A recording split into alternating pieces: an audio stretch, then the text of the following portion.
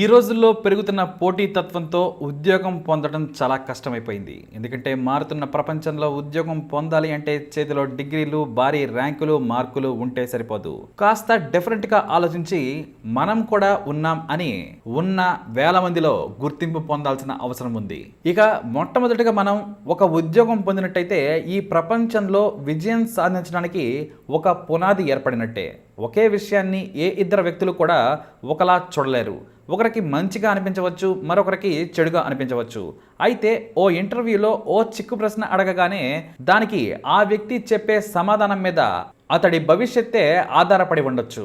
ముఖ్యంగా యువత ఇప్పుడు ఐఏఎస్ ఉద్యోగాల్లో, అలాగే గూగుల్ లాంటి సంస్థల్లో ఉద్యోగాలకి విపరీతంగా పోటీ పడుతూ ఉన్నారు. గవర్నమెంట్ సెక్టార్లో ఐఏఎస్ కొట్టాలి అనుకున్న వాళ్ళకి ఎన్నో తెలివితేటలు ఉండాల్సిన అవసరం ఉంది. అలాగే దానికి ఇంటర్వ్యూ చాలా ముఖ్యం అనేది కూడా వారికి తెలిసిన విషయమే. ఇక అలాగే గూగుల్ కూడా కొన్ని వింత ప్రశ్నలు అడుగుతూ ఉంటాయి. గూగుల్లో ఉద్యోగం కొడితే లైఫ్ సెటిల్ అయిపోయినట్టే అనేది ప్రతి సాఫ్ట్వేర్ ఇంజనీర్కి తెలిసిన నిజం. అసలు ఇంటర్వ్యూలో సాధారణంగా ఏం జరుగుతుంది అనేది మనం ఒకసారి చూద్దాం. ఫస్ట్ మీ గురించి చెప్పండి అంటారు. బయోగ్రఫీ, విద్య, పని అనుభవం, సాధారణ జీవన లక్ష్యాలు, అలాగే ముఖ్యంగా ఎక్కడైనా ఇంతవరకు పని చేశారా అనేది సాధారణ ఇంటర్వ్యూలో అడుగుతూ ఉంటారు. అలాగే మా సంస్థపై మీ అంచనాలు ఏమిటి, మీరు వివరించి చెప్పండి అని అడుగుతారు. అలాగే మీ బలాలు, బలహీనతలు కూడా చాలా ముఖ్యం. అవి కూడా ఇంటర్వ్యూలో అడగడం జరుగుతుంది. ఇక అలాగే మీ విజయాలు కూడా మీరు చెప్పాల్సిన అవసరం ఉంది. ఇక ఫైనల్గా మీరు జీతం ఎంత ఆశిస్తున్నారు అనేది చాలా ముఖ్యం. ఇదంతా కూడా మీ గురించి తెలుసుకోవడానికి. ఇక ఇంటర్వ్యూలో ప్రశ్నలు ఎలా ఉంటాయనేది మనం ఒకసారి చూసుకున్నట్లయితే సాధారణంగా ఆ ఆఫీస్ కు సంబంధించిన ప్రశ్నలే అడగాలని లేదు, చాలా వెరైటీగా కూడా అడుగుతూ ఉంటారు. ఉదాహరణకి ఒక రోజులో గడియారంలోని నిమిషాల ముళ్ళు, గంటల ముళ్ళు ఎన్నిసార్లు కలుస్తాయి? వాస్తవానికి గూగుల్లో ఇలాంటి ప్రశ్నలు అడుగుతూ ఉంటారు. మీరు ఊహించని ప్రశ్నే అయినా సరే దీన్ని మనం ఆలోచించి చెప్పాల్సిన అవసరం ఉంది. ఒక రోజులో 22 సార్లు నిమిషాల ముళ్ళు, గంటల ముళ్ళు కలుస్తాయి. అర్ధరాత్రి 12 గంటల నుంచి మొదలుకొని 1, 5, 2, 11, 3, 16 నిమిషాలు, 4, 22 నిమిషాలు, 5, 27 నిమిషాలు, 6, 33 నిమిషాలు, 7, 38 నిమిషాలు, 8, 44 నిమిషాలు, 9, 49 నిమిషాలు, 10, 55 నిమిషాలు, ఇలా పగలు మనకు ఆ ముళ్ళు కలుస్తాయి. అలాగే సేమ్ ఇవే సమయాల్లో మధ్యాహ్నం కూడా మరోసారి కలుస్తాయి. అంటే ఒక రోజులో 22 సార్లు నిమిషాల ముళ్ళు, గంటల ముళ్ళు కలుస్తాయి. అయితే ఇలాంటివి మనం ఆలోచించి చెప్పాల్సిన అవసరం ఉంటుంది. ఇందుకు తగ్గ టైం కూడా ఇవ్వడానికి అవకాశం ఉంటుంది. కానీ ఇవాళ రాత్రికి డిన్నర్లో ఏం తిందాం అంటారు. ఆ ప్రశ్నకు మీరు టక్కున సమాధానం చెప్పాలి. మరి ఏమి చెబుతారు? అసలు ఇంటర్వ్యూకి ఆ ప్రశ్నకి సంబంధం ఏమిటో తెలుసా? ఒక లీడర్గా తాను తీసుకునే నిర్ణయాలపై స్పష్టత ఉండాలి. ఒక నిర్ణయం తీసుకోవాలి, దానిని టీంలోని అందరూ పాటించేలా చేయాలి. అందుకని మీరు ఖచ్చితంగా ఇది తిందాం అని సమాధానం చెప్పాలి. అక్కడ మీరేమి తింటారో అనవసరం, మీ ఆన్సర్ ఎలా ఉందో అన్నదే చూస్తారు. అలాగే మీరేదో ఇంప్రెషన్ కొట్టేద్దామని మీరు ఏది తింటే నేను కూడా అదే తింటాను అన్న సమాధానాలు ఎక్కడ అస్సలు పనికిరావు. ఎందుకంటే లీడర్ లక్షణాలు ఉన్నాయో లేదో ఇలాంటి ప్రశ్నల ద్వారా తెలుసుకుంటూ ఉంటారు. ఇక అలాగే తక్షణమే ఒక ప్రాబ్లంని సాల్వ్ చేయాలి. దీని గురించి తెలుసుకోవడానికి కూడా కొన్ని ప్రశ్నలను సంధిస్తారు. గడ్డివాములో గుండు సూది వెతకడానికి ఎన్ని దారులు ఉన్నాయి? ఈ ప్రశ్న గురించి గూగుల్లో అడగడానికి అవకాశాలు ఉన్నాయి. ఎందుకంటే బిజినెస్ అసోసియేట్ ఉద్యోగం కోసం వచ్చిన అభ్యర్థిని గూగుల్లో అడిగిన ప్రశ్న ఇది. మీరు ఎంత క్రియేటివ్గా, వినూత్నంగా ఆలోచించగలరు అని తెలుసుకోవడానికే ఈ ప్రశ్న వేస్తారు. దానికి మీరు ఎలాగైనా ఆన్సర్ చేయవచ్చు, కానీ అది కన్విన్స్ చేసే విధంగా, సాటిస్ఫై అయ్యే విధంగా లాజిక్కి దొరకకుండా ఉండాలి. ఉదాహరణకి ఓ మెటల్ డిటెక్టర్ను వాడి గుండు సూది కరిగిపోని టెంపరేచర్లో గడ్డివాముని తగలబెడితే చాలు, ఆటోమేటిక్గా మనకు గుండు సూది దొరుకుతుంది అని సింపుల్గా సమాధానం చెప్పేస్తే వారు సాటిస్ఫై అవుతారు. లేదా మీకు తోచిన విధంగా మరో విధంగానైనా సరే ఆన్సర్ చెప్పగలిగే స్కిల్ మీకు ఉండి ఉండాలి. ఇక అలాగే మీరు నేర్చుకోవడానికి ఆసక్తి చూపుతారా లేక సంపాదించడానికా? ఇది కూడా చాలా ముఖ్యం.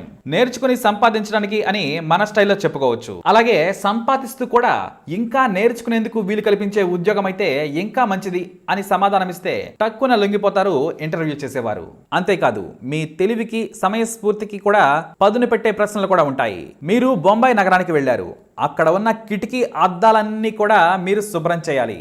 మరి దీనికి మీరు ఏం చేస్తారు? ముంబై నగరం మొత్తం కిటికీలకి మీరు ఎంత తీసుకుంటారు అని ప్రశ్న సంధిస్తే మీరు వెంటనే చెప్పాల్సిన సమాధానం అన్నిటికీ లెక్కలు వేస్తూ మొత్తంగా సాయంత్రం లోపు ఒక బడ్జెట్ ఇవ్వడం కాదు. టక్కున ఒక కిటికీకి ఒక డోర్కి నేను ఇంత తీసుకుంటాను అని చెప్పేస్తే చాలు.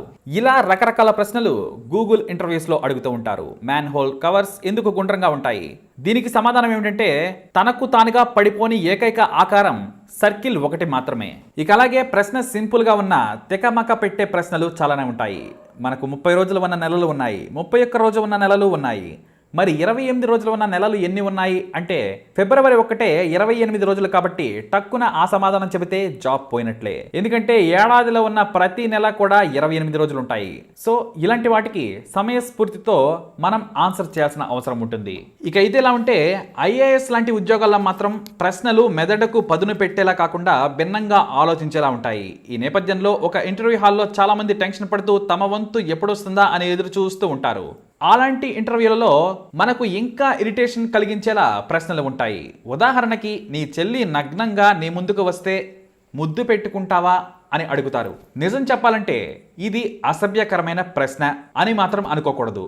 అక్కడ తెలివితేటలే ముఖ్యం. ప్రశ్న అందుకున్న వ్యక్తి వెంటనే సమయస్ఫూర్తితో ఆలోచించాల్సిన అవసరం ఉంటుంది. దీనికి సమాధానంగా మీకు సమయస్ఫూర్తి ఉంటే గనక ఖచ్చితంగా ముద్దు పెట్టుకుంటాను. ఎందుకంటే నా ముందుకు అలా వచ్చిందంటే నా చెల్లి ఎంత చిన్నదో నాకు అర్థమవుతుంది. 8 నెలల వయసు ఉన్న నా చిట్టి తల్లి నా ముందుకు వస్తే ముద్దు పెట్టుకోక ఏం చేస్తాను అని సమాధానం ఇచ్చేశారు ఇలాంటి ఇంటర్వ్యూకి వెళ్ళిన ఓ ఐఏఎస్ అధికారి.